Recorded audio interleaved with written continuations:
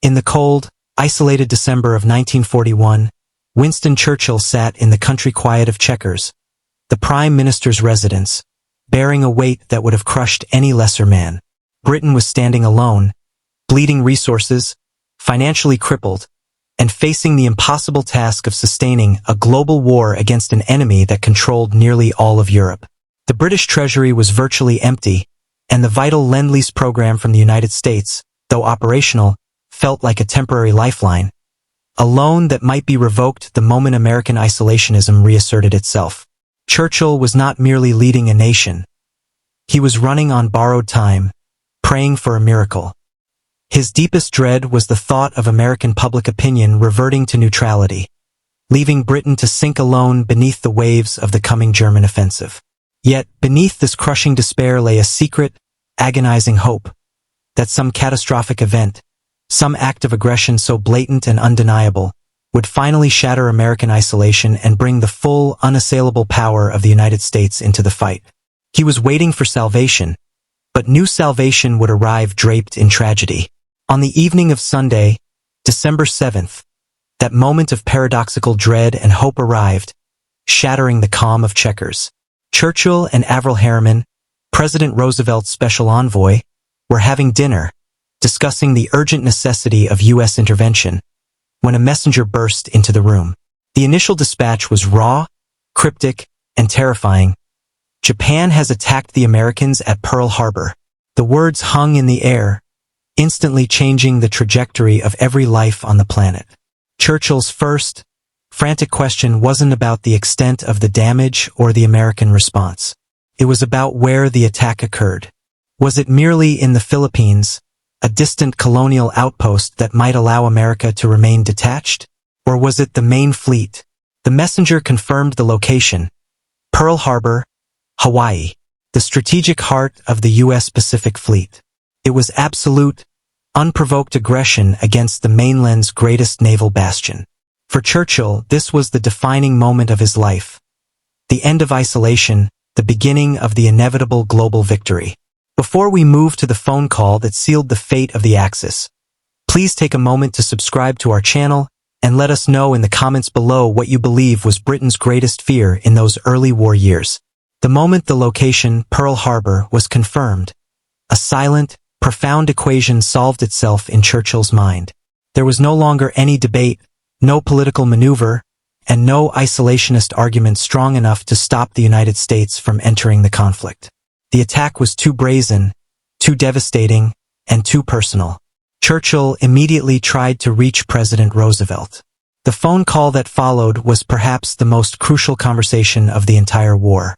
The Prime Minister, agitated and urgent, was pacing his map room while waiting for the connection across the Atlantic. When Roosevelt finally came on the line, the tension was palpable. Churchill asked the president for confirmation, searching for any detail that might mitigate the news, but the answer was grim. Roosevelt detailed the sheer scale of the ambush: the battleships sunk, the lives lost, the utter surprise of the Japanese assault. The gravity of the military disaster was staggering, yet it was the political certainty that truly resonated. As Roosevelt laid out the facts, he paused, and Churchill seized the opportunity, asking directly, "Mr. President, is it true? Have they declared war on you?" Roosevelt's reply, though expected, delivered a wave of transformative relief. "It is, indeed, and we are all in the same boat now." Churchill would later recall this precise moment as the most consequential of his career, instantly recognizing that the struggle for Britain's survival was fundamentally over. No matter the immediate devastation, the entry of the United States meant insurmountable resources, manufacturing capacity, and manpower were now aligned against the Axis. The awful irony was not lost on him. The only thing capable of ending the existential threat to Britain was an apocalyptic disaster befalling its friend. After hanging up the receiver, Churchill experienced a sensation that was alien to him in those desperate years of war: physical, overwhelming euphoria. He knew that the strategic dice had rolled for the last time. He later famously said of this moment that he slept the sleep of the saved and thankful. Why this extreme reaction, this feeling of salvation amid such devastation? It was simple arithmetic. Germany and Japan had committed the unforgivable error of mistaking a sleeping giant for a passive bystander. They had removed the primary strategic obstacle, American neutrality, which had hobbled the Allied war effort. Churchill realized that the war had moved from a high-stakes gamble with impossibly poor odds to a guaranteed, long-term certainty of victory. The Axis powers could now win tactical battles, capture territory, and inflict grievous losses, but they could not defeat the combined economic and industrial might of the British Empire, the Soviet Union, and the now fully enraged United States. The crucial element the generals and strategists had struggled with for years, how to compel America to fight, was solved in a single devastating Japanese morning. The strategic relief was immense, allowing Churchill to pivot immediately from defensive survival to aggressive global planning. Crucially, the United States was now committed to the Germany First strategy, a foundational requirement for British survival that Roosevelt had championed privately but could never enforce publicly until this moment. The Pearl Harbor attack not only brought America into the war, but it also forced America to focus on the Atlantic first, exactly as Churchill needed. This monumental shift in policy solidified the Grand Alliance, transforming the war from a potential defeat into an inevitable, albeit distant, triumph. While strategic relief washed over Churchill, the immediate military situation remained perilous, especially for the British Empire in Asia. The Japanese simultaneous strikes across the Pacific immediately exposed Britain's soft underbelly in the Far East. Even before the U.S. formally declared war, Churchill called an urgent session of his war cabinet. He needed to ensure Britain acted decisively and immediately, demonstrating solidarity with its new, crucial ally and protecting its own vulnerable possessions. He spoke to the cabinet with urgency and certainty, emphasizing that Japan had opened a conflict that would stretch from Burma to the furthest reaches of the Pacific. Churchill's immediate reaction was to declare war on Japan without hesitation, beating the United States to the declaration by hours, ensuring that the alliance appeared seamless and immediate. But beyond the public statements, tension remained.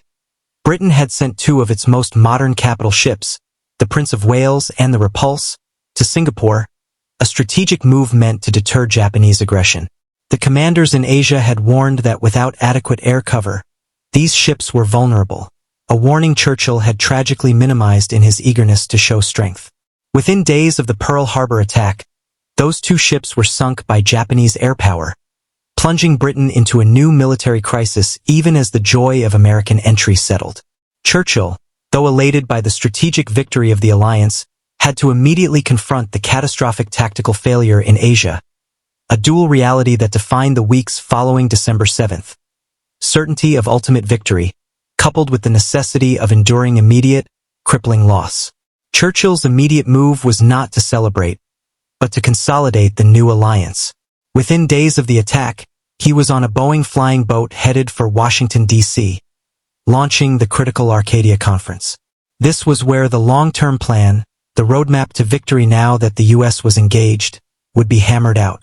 When addressing the joint houses of Congress later that month, Churchill delivered one of his most powerful speeches, acknowledging the unity forged in disaster and reflecting on the colossal consequences of Japan's attack. He encapsulated his feeling of strategic certainty, even in the depths of winter and loss, with a powerful, defiant quote that resonated across the globe. "We have finished with the half-and-half compromises. We have had enough of the halting and the hesitating. We are all together, and we are together in this to the end." This quote captured the essence of what Pearl Harbor meant to Britain. The ambiguity of the American position was gone, replaced by an irreversible commitment. Churchill recognized that the Axis leaders had made a fundamental error. They had played for a temporary advantage, trading years of certain victory for a fleeting moment of shock. His ultimate realization, the payoff of his long, lonely vigil, was this: the war was no longer about survival but about endurance. He knew the long road would be paved with immense sacrifice, but the final outcome was etched in stone the moment the bombs fell on Hawaii. The war had become, as he said, a single majestic theme. What do you think was the most consequential decision Churchill made in the immediate aftermath of Pearl Harbor? Was it declaring war before the U.S., or traveling immediately to Washington? Leave your answer in the comments below. If you found this historical deep dive valuable and want more stories of the monumental decisions and reactions that shaped World War II, please subscribe to our channel. Hit the notification bell so you don't miss our next video, and share this story with any history buff who understands that sometimes the greatest relief arrives in the most terrifying package.